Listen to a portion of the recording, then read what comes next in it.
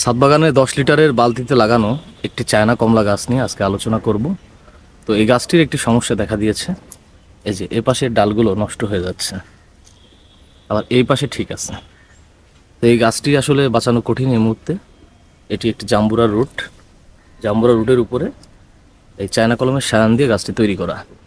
তো গাছটির এই যে সমস্যাটা আমরা দেখতে পাচ্ছি যে ডালগুলো নষ্ট হয়ে যাচ্ছে, এর প্রধান কারণ আমরা যখন এই বালতিতে লাগিয়েছিলাম তখন এর পানি নিষ্কাশন ব্যবস্থা খুব ভালো হয়নি, যার ফলে ওপরের দিকে শুকনো থাকে, কিন্তু আমি যদি নিচে খুঁড়ি, দর্শক দেখেন যে নিচের মাটি কিন্তু ভেজা, যার ফলে পানি ঠিকভাবে বের হইতে পারেনি। এর কারণে শিকড় পচে এই রোগটা সৃষ্টি হচ্ছে। আমরা এই মুহূর্তে যেটা করেছি, গ্রিন শেডের নিচে রেখেছি।